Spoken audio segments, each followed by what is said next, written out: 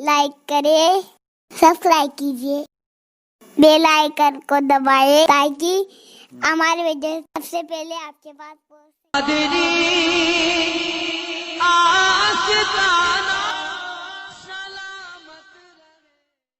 कुरान उसका मददगार होता है। अब मैं चंद हदीसें आपको बताऊं कि कुरान कहां तक तुम्हारी दोस्ती निभाता है। पहली बात, कुछ लोग डर करके छोड़े हुए, हम तो पढ़ ही नहीं पाते थे, उस पर भी मैं आज एक हदीस पढ़ा। हजरत आयशा सिद्दीक़ा रज़ियल्लाहु ताला अन्हा से मरवी है, फरमाती हैं रसूल करीम सल्लल्लाहु ताला अलैहि वसल्लम ने फरमाया, अल माहिरु फिल कुरान, जो कुरान का माहिर है यानी अच्छी तजवीद में तिलावत करता है और उसके मानी भी समझता है, सब समझता है। हुजूर अकरम सल्लल्लाहु अलैहि वसल्लम ने फरमाया, क़यामत के दिन वो मुअज़्ज़ज़ मोहतरम फरिश्तों और अंबिया के साथ होगा। जो माहिर है कुरान में, जो कुरान अच्छे से तिलावत करता है, यहां तक तो बात ठीक है। आगे मेरे आका सल्लल्लाहु अलैहि वसल्लम फरमाते हैं, वल्लज़ी यक़रउल कुरान यततअतअ फ़ीही व अलैहि शाक़्क़ुन फलहु अजरानी औ कमा क़ाल रसूलुल्लाह सल्लल्लाहु अलैहि वसल्लम। मेरे आका फरमाते हैं, और वो बंदा जो अटक अटक के पढ़ता है, उसके लिए जुबान फिसल जाती है। ये साफ है अल्फाज हदीस में, जो अटक अटक के पढ़ता है जुबान फिसल जाती है, या जहन मोटा है, जुबान मोटी है, जल्दी समझ में नहीं आता, इधर उधर हिज्जे करके पढ़ता है, मेरे आका सल्लल्लाहु अलैहि वसल्लम ने फरमाया उसको डबल अजर है। फलहु अजरानी, उसको दुगना अजर है। तो क्यों छोड़ दिया था इस कुरान को? यही सोच करके पता नहीं कहाँ गलती हो जाए। तुम लगे रहते हैं, एक दिन वो आ जाता जब हमारी जुबानों की लकनत को भी ये सही कर देता। कुरान पाक इलाज भी है, शिफा भी है, दवा भी है, रिस्क भी है, रहमत भी है। अज़ीज़ान गिरामी, मेरे आका सल्लल्लाहु ताला अलैहि वसल्लम ने फरमाया, अहादीस के चंद जुमले मैं आपके सामने रख दूं। रसूल पाक सल्लल्लाहु ताला अलैहि वसल्लम फरमाते हैं कि जो कुरान घर में तिलावत करता है उसके लिए एक फरिश्ता है जिसका नाम सकीना है। हज़रत उसैद बिन हुज़ैर रज़ियल्लाहु ताला अन्हु एक सहाबी हैं, वो रात में तिलावत कर रहे थे, अचानक बादल का एक टुकड़ा नीचे आ गया। बादल का टुकड़ा कभी नीचे आपने देखा नहीं होगा, उसमें क्या होता है मालूम है? जैसे फ्रिज खोलने के बाद बहुत तेज शबनम जैसी ठंडक रहती है, इस तरह बादलों को कुछ जमी हुए पानी और बर्फ जैसी चीजें घेरी हुई रहती है। एक टुकड़ा उनके ऊपर आ गया। हज़रत उसैद डर गए, उनका घोड़ा हिनहिनाने लगा, दो तेजी से उछल कूद करने लगा, और वो कुरान पढ़ रहे थे उस वक्त। और उन्होंने कुरान छोड़ दिया और सुबह हुजूर अकरम सल्लल्लाहु अलैहि वसल्लम के दरबार में आए, कहा, या रसूल अल्लाह सल्लल्लाहु अलैहि वसल्लम, मुझे डर लग रहा है। रात को मैं छत पर बैठकर कुरान पढ़ रहा था, सिर्फ मेरी बीवी है और मेरे घर में एक घोड़ा है। मुझे डर ये लगा कि आसमान से कुछ बरस जाएगा और मैं हिलाक हो जाऊंगा। बादल का टुकड़ा यहां तक आ गया था, सर तक आ गया था, और मेरा घोड़ा भी देख करके हिनहिनाने लगा, उछल कूद करने लगा। ये क्या मामला है? अल्लाह के हबीब सल्लल्लाहु ताला अलैहि वसल्लम ने फरमाया, मुस्कुराया, कहा, उसैद तिलावत छोड़ क्यों दिया? और पढ़ते रहते हैं, इसलिए कि वो फरिश्ता है जिसे कुरान सुनने का बहुत शौक है। जब भी कोई कुरान तिलावत करता है तो आसमानों से उतर आता है। यहां तक कि मेरे आका सल्लल्लाहु अलैहि वसल्लम ने फरमाया, फजर की नमाज में आओ, अपने मुंह साफ करके आओ, अपने मुंह की बदबू निकाल करके आओ। पूछा क्यों? फरमाते हैं मेरे आका सल्लल्लाहु अलैहि वसल्लम, जब तुम नमाजों में कुरान की तिलावत करते हो, कुछ ऐसे फरिश्ते हैं वो अपना मुंह तुम्हारे मुंह से लगा देते हैं, तो मुंह की बदबू ना हो, फरिश्तों को तकलीफ ना हो, इसलिए कि वो कुरान सुनने के शौकीन हैं। जब तुम तिलावत करते हो तो वो उतर जाते हैं और तुम्हारे मुंह से अपना मुंह लगा लेते हैं। कुरान की ये बरकत है मेरे अजीजों, दूसरी किताबों के लिए कहीं ऐसी फजीलत नहीं मिलती। ये तो मैं दायरा इस्लाम में मौजूद मेरे आका सल्लल्लाहु ताला अलैहि वसल्लम की बताई हुई हदीसें आपको पहले बता रहा हूं। मैं फिर दुनियावी मामलात में भी आऊंगा कि कुरान कहां कहां हमारी रहनुमाई करता है। पहले तो हम अपने दायरे में देखें, हम छोड़े हुए हैं ना इसको। इकबाल ने कहा था, वो जमाने में मुअज़्ज़ज़ थे मुसलमान होकर, आज तुम खार हुए हो तारीके कुरान होकर। आज तुम खार हुए हो तारीके कुरान होकर, कुरान छोड़ करके ही जलील हुए हैं, बाकी और कोई वजह नहीं है। अल्लाह तबारक व तआला ने जो मुक़द्दस चीज़ तुम्हारे लिए उतारी, पिछली उम्मतों को कभी ये चीज़ नहीं मिली। قرآن جیسی برکت کسی امت کو نہیں ملی جو امت مصطفیٰ صلی اللہ علیہ وسلم کو ملی. تورات آئی ہے، انجیل آئی ہے، زبور آئی ہے، سب کو معلوم ہے نا، آسمانی کتابیں آئی. جاؤ اے مسلمانوں، ڈھونڈ کر کے لاؤ تورات کا ایک نسخہ جو موسیٰ علیہ السلام پر اترا تھا. ڈھونڈ کر کے لے آؤ انجیل کا ایک نسخہ کہ جو عیسیٰ علیہ السلام پر اترا تھا. زبور کا ایک نسخہ لکھ کر کے آؤ. آج وہ کتابیں ناپید ہیں، اور اگر ہیں تو اس میں اختلاف.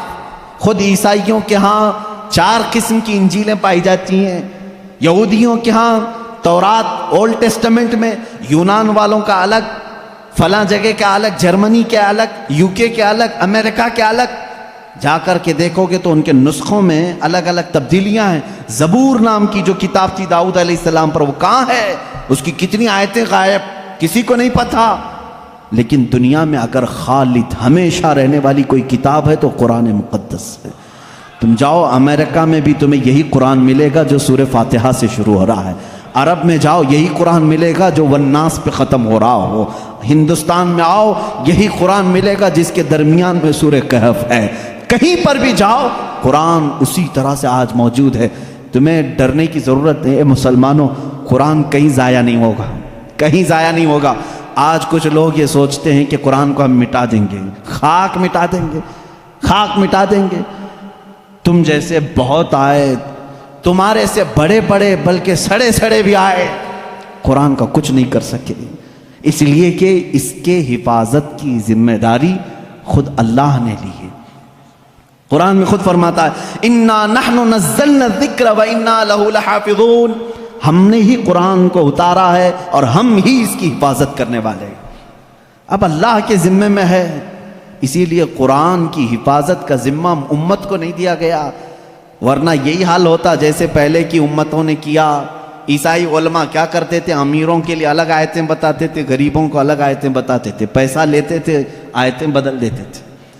اگر امت کے حوالے یہ قرآن بھی چھوڑ دیا جاتا تو دنیا دار زر خرید مولوی وہ قرآن کو بھی بیچ دیتے ہیں، حکومت کو راضی کرنے کے لیے آیتیں بدل دیتے ہیں. لیکن اللہ نے امت کے حوالے نہیں رکھا، خود اپنے حفظ و امان میں رکھا ہے. قرآن کو کوئی بدل نہیں سکتا. لا تبدیل لکلمات اللہ. رب تعالیٰ خود فرما رہا ہے اللہ کے ایک کلمے میں بھی تبدیلی نہیں.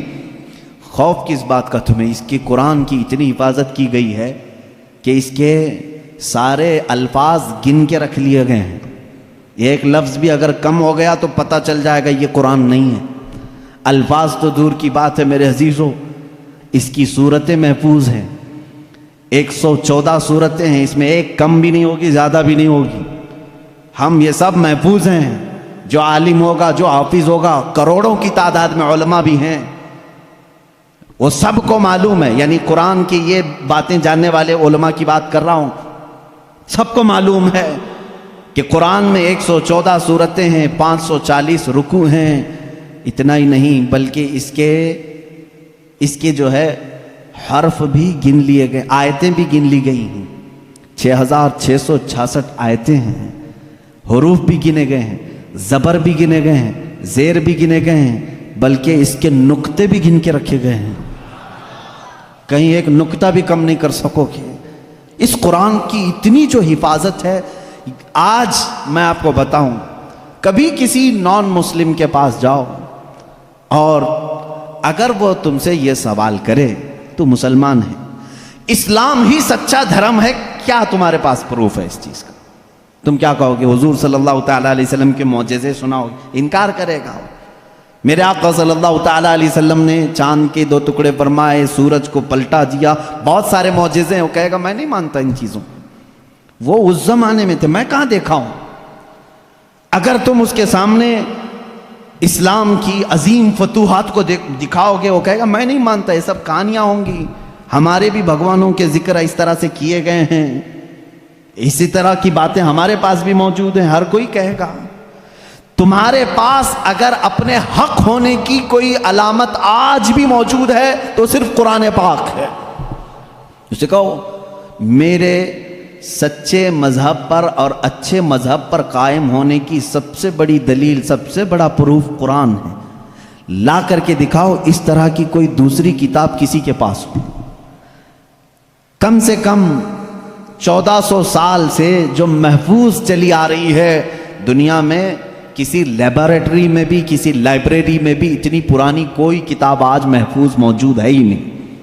یہ میری بات نہیں، ساری دنیا کا جو دوسرے ریلیجن سے تعلق رکھتے ہیں ان کا بھی یہی قول ہے کہ قرآن سے زیادہ محفوظ اس دنیا میں اب کوئی چیز نہیں رہ گئی۔ اس کی حفاظت کو اللہ نے اس طرح سے ترتیب دے کر فرمایا ہے کہ مسلمان اپنے بچوں کو حافظ قرآن بناتے ہیں اور اس کی حفاظت میں لگے ہوئے ہیں۔